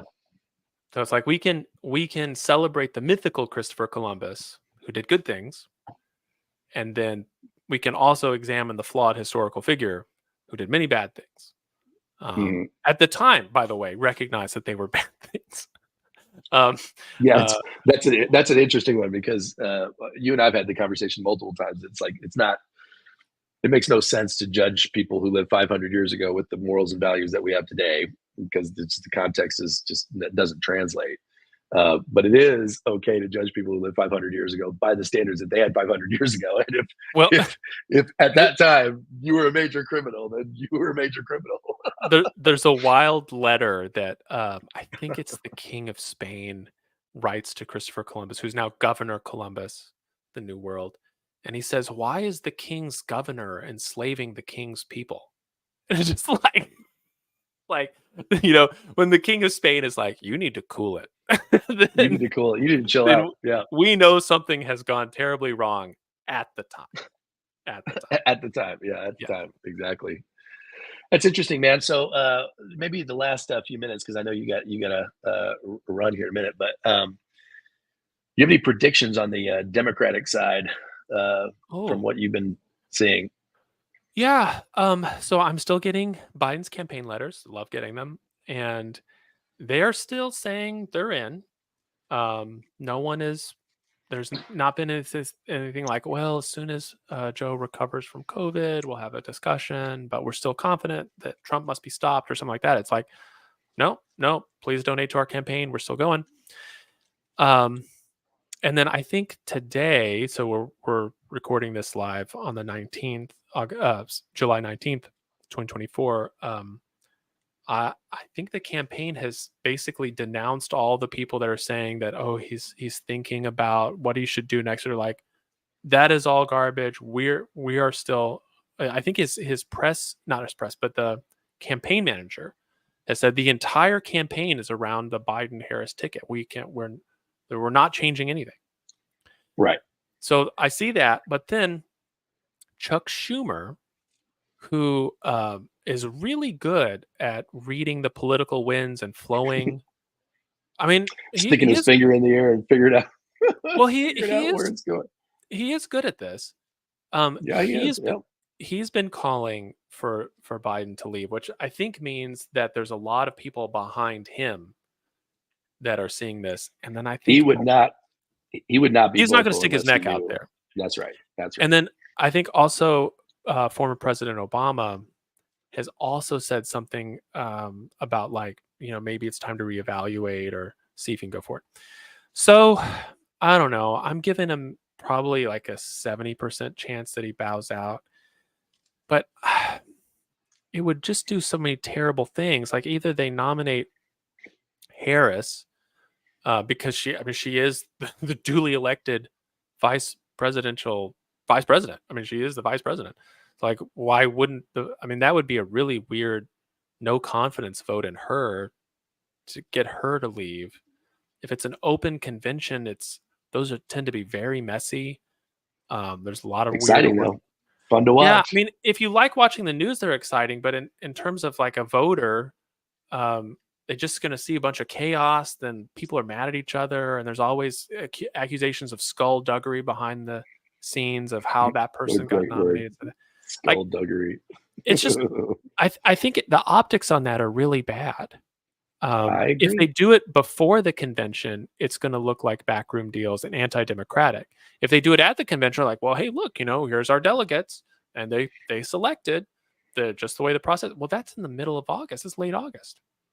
I mean, that gives them what, 7 weeks to actually run the campaign. If they start immediately once the person is announced, like that's just it just seems so messy. I don't know that they can get rid of Biden. I really don't. So I don't know. I don't Hmm. know how long he stays if he's reelected. That I don't know. But um, He won't be reelected. That's my well, I mean, that's who my knows? firm No that's my one's firm voted yet. belief. Is yeah, I don't think he can be reelected. Well, if that's the I case, think Trump like locked it down with that pose and the reaction to. I don't see. well, if that's the I'm case, not. then if Yeah, if that's the case, then I think the Democrats, just thinking strategically, um, should not nominate someone other than Biden. If they know they're going to lose, or there's very high chance that they're going to lose, then why? At least this way, you can say, well, the voters didn't really reject our platform. We just had the wrong candidate. He should have bowed out earlier so that we could do whatever. You can say whatever you want, but if it's someone new or someone in there that still has a possibility of a career in politics, now they're the ones that lost against this evil Republican Project 2025, whatever, right? Like if they've pulled out all the stops on saving democracy, and then do you really want to be the one that loses? Who are they going to get to take it to go up and lose honorably instead of letting Joe? Kamala Harris. I mean, do they really want to torpedo her political career like that? She doesn't have a political career. I mean, she's been vice president for. I mean, look. So this is my take. Okay, My take what do you think? is, I just don't see that they yeah, have good options other than Biden. Just let him but let him they run. may not. They may not. But Biden is not a good option. I mean, everybody can. You cannot put that toothpaste back in the tube. The guy has demonstrated to everyone that he's not functional. He's the dog mayor, but we He's. already I knew. mean, We but okay, already but knew. you may have already known, right? But True. in Okay. that True. True. case, It's new information for a lot of people. It's new information it for a lot of is people. new information for most people, and there's a lot of. I mean, and I've had conversations now with a bunch of people on the on both sides, but specifically the ones on the left. Like there's this anger of like they lied to us, like they told us he Really. was fine and blah blah blah, and I'm like, use your eyes, man. I mean, like there's I mean, it's right there, and I mean, for years we've been watching it. I don't understand yeah, how you could have missed it unless you were just like deliberately not looking, which I I guess don't is get that possible. I mean, totally. I mean, not and you had everyone's a all these political people, junkie, so like, right, right, right. So, but yeah, dude, I mean, the toothpaste is out of the tube, as I said, right? Like okay, that train has left the station. Everybody knows now. I mean, the last poll that I saw was 79% of Democratic voters think that he should be off the ticket. So, I mean, that's how do bad. you Yeah, get back from that? yeah. I mean, Okay, I see even what if the you're saying. number even if the number was 60%, I mean, you're in bad shape. I haven't seen I've that never poll. That's pretty alarming if you're part of his campaign.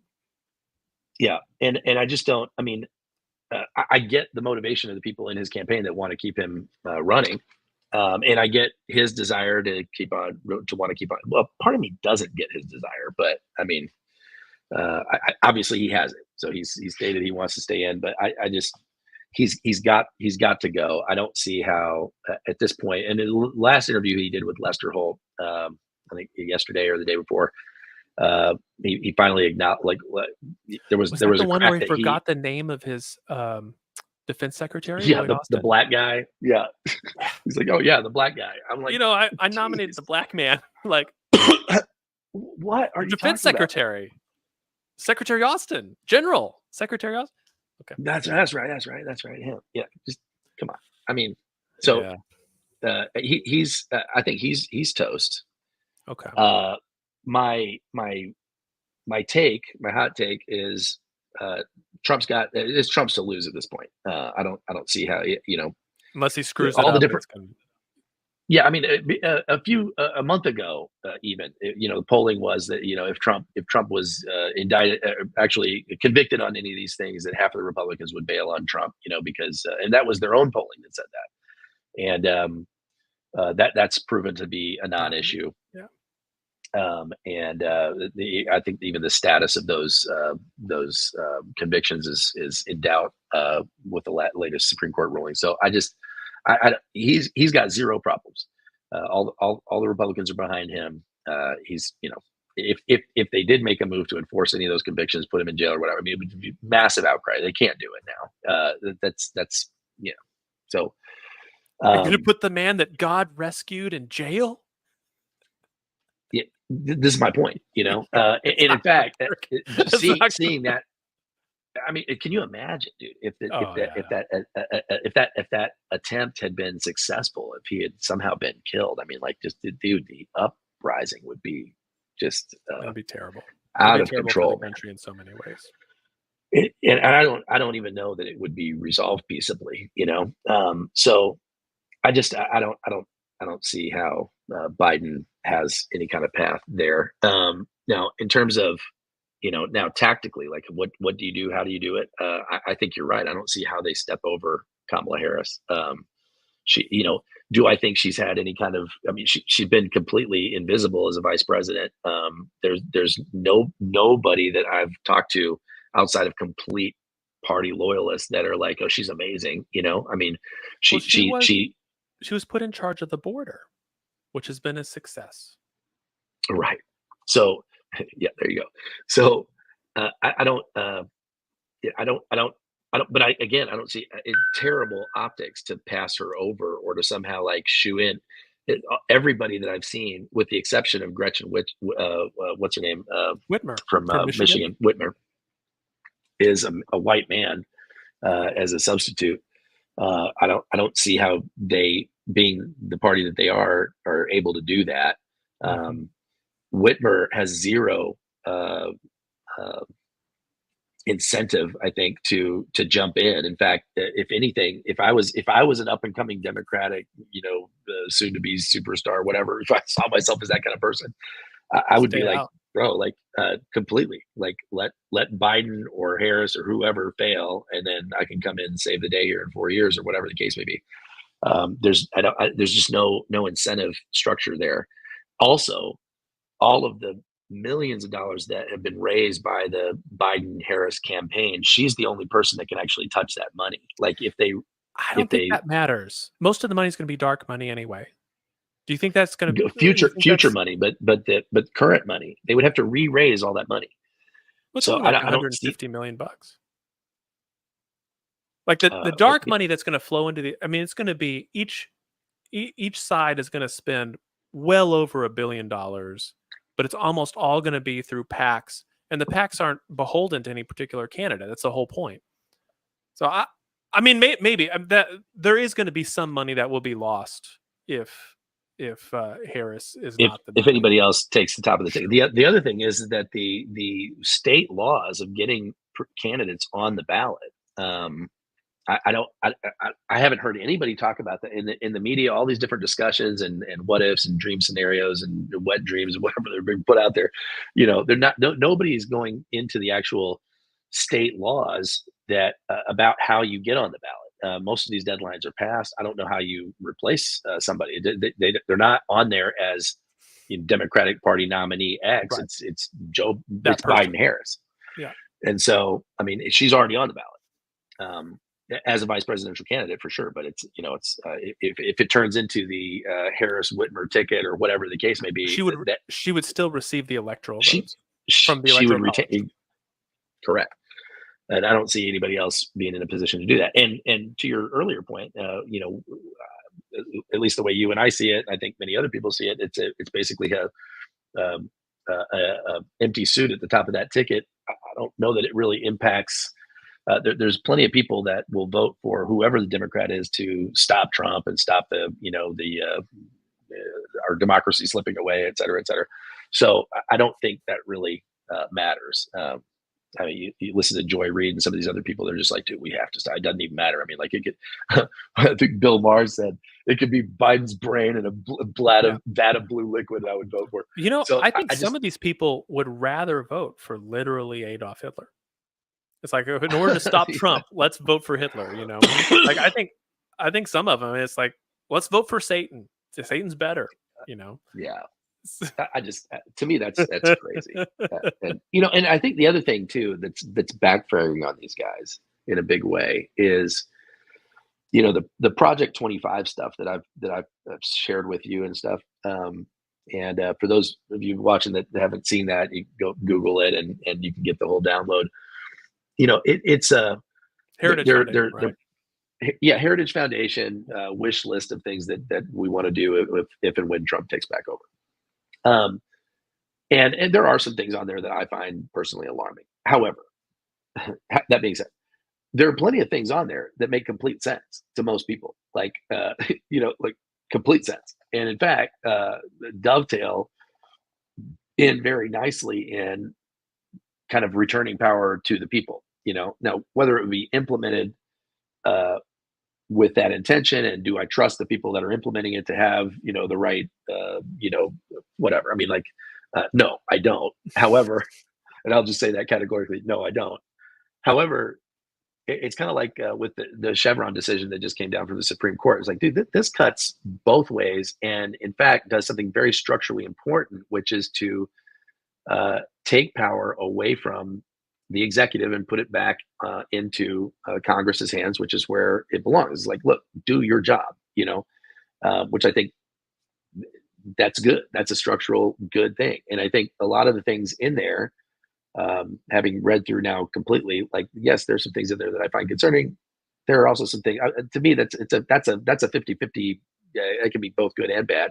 Yeah. But they're It's like the holding Green it New up. Deal. There's plenty to like in there. That's right. Just Yeah. like the Green New Deal. There's exactly like that. There's some great things in there. There's some things also that I think are completely overreached and not economically make no sense.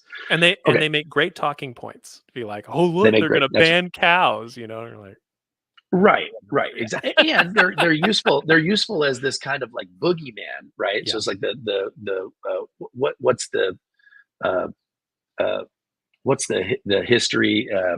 It's not a critical race theory, right? Sure. It's like, dude, first of all, it it is helpful to understand some of these dynamics. In fact, it helps you understand history better. It helps you understand current landscape better. Now, the way it's being implemented, yeah, actually, I think that's ridiculous. Like that, all white people are evil, et cetera, et cetera. Like you went way over the line there. So they're useful boogeyman. Well, the last couple of weeks, Democrats, like almost in unison, it's like somebody sent out an email. It was like, hey, we got to start, hammering They this. did send out the email. That's Project. what I got the email. Oh, did they? Okay. Yeah, Project everybody 25, needs to Project start 25, talking Project about 20, this. defeat Project 25. To the point where even Trump is like, which I believe him. Yeah, I don't even know. I haven't read that. I don't think he reads or knows much of anything that's going on. So, nor does he care. Now, you can make the argument. Well, the people he'll put in will implement this. Maybe, and will they be any good at it? It would be my second question. So I just it is such a, as people get more exposed to it and they actually like look at what's in there, it's less of a thing. And it's like, well, dude, you painted this to be, the devil incarnate and the collapse of civilization and an onslaught against every value. And then you start reading it and you're like, well, I disagree with that. I agree with this. I disagree with this. I disagree with these two things. I like this thing. Maybe if they took half of that, but it's like, well, that's not as bad as I thought it was going to Yeah, be. normal political And stuff. it's just, I don't know, man. It's you and I have talked a lot about like the Russia hoax or whatever, Yeah. and and I sent you that article on Manafort earlier today, Yeah. and Dirty there's dude, so man. there's so much of the underlying story that's actually true, and then there's so many aspects of the story that were inflated or even made up out of whole cloth that you're like, well, it's a hoax. Well, now people are like, just anything they hear about Russia is like, Ah, fake news. that's all bullshit because No. that's a hoax, and it's like that's actually really happening. But because we wrapped it all up in this Russia hoax, it's like, oh, now nobody is paying any attention to that at all. And, Mhm. that's a dynamic I think that's happening right now.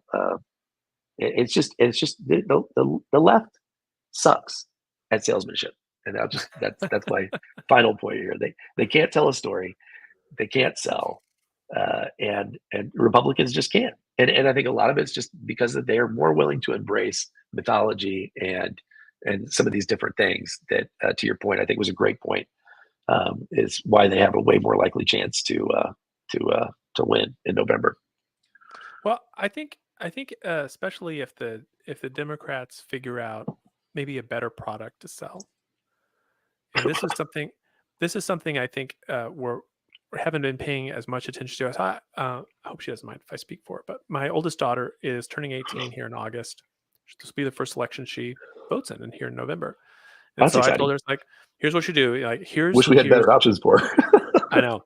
Well, so what I told she's like, "Well, what should I do?" I was like, "Well, here's some good sources that tend to lean towards the Republicans. Here's some good sources that tend to lean towards Democrats. So, um, read some of those, and then, read their campaign websites. See what it is that they're interested in doing, and see which one of those you like more. And then whatever you vote for, you should vote whatever your conscience tells you to vote. And you can tell people if you want, but you don't have to. And it's okay for you to vote differently than other people. You can vote differently for me. Do whatever you want." So, What um, great advice. well, what else can I tell her? Like, try to be informed and make the decision you believe in. So she said she was reading through the campaign websites. She's reading the Trump one. She's like, "There's a lot of cool stuff in here. I don't agree with all of it, but I like this. I like this. I like this. This sounds like a good idea." And she said that she had a really hard time on the Biden website finding what he was in favor of. I thought, well, that's yeah. Like, what are we going to get? Like, so if you had to say, like, These are the "Hey," basics, man. These are the yeah. basics. So it's like if you're like, "Hey, what are you excited about?" Like for so here I could tell you, because I've done a lot of research. If Biden is reelected, I would be really excited about continued strong antitrust action on the part of the Department of Justice. I would be legit excited about that. I think that's great. Okay, so there's one thing. Okay, Yep. it's not talked about. He doesn't talk about it. He's not like, "Hey, this is what we'd be doing." I would be excited about an addition of the continuation of net neutrality rules by the FCC. Okay. That would be gone under Trump. I would be excited about this with Biden. Nothing. No discussion, no nothing. Not You on his know? website at all. Not on his website, nobody's talking about it, right? Like, Crazy. what is it that he's selling? And all of the campaign emails that I've seen, here's what he's selling. He's selling "Stop 2025, democracy needs to be protected." And that's it. That's all I got. I mean, dude, mic drop. Case closed. They need a better message. They really Yeah, do. better message, better messenger, the whole nine, man. It's and to Oh, me it's tragic sorry. because The there's other so one, pro yeah. protect a woman's right to choose. That's the third one. That's what they're offering. And notice it's like completely unconnected things. There's no common anything. Uh, there's no thread of anything there, and it's so easy to slap on from the outside threads that are not attractive. I mean, which both sides do, but I mean that's an exercise. But if you don't have a competing narrative There's to just a vacuum. counterbalance that, yeah, Yeah. it's just what are you talking about, man? These people want to take away that. It's like that's your defense? Like, it just So yeah. I know we got to we're way over time, but what I'm really hoping for the DNC convention next month is that they notice this too. Because if we're noticing it, other people are noticing it. I think there's some smart Right, we don't even people. get paid to notice this. We That's don't right. even pay, yeah. And what I'm hoping for is that we see like a really strong message. Like here's what we're going to do. And they also need to include whatever it is, why they haven't done it in the last 4 years. Right, right. So I think that is going to be their challenge. And if they can do it, I think that would be amazing. I would love to see that. I would love to see a competitive race. Um, so we'll see. Well, it will be competitive because just the nature of No, I mean w on the ideas. Yes, yeah, the vote count will be competitive, but yeah, like to see a real clash of ideas, I'd love to see that. yeah, me too. Yeah. Alright, brother. Well, hey, enjoy the rest of your evening. Thank you guys for watching. We had, like, consistent viewership over the whole episode.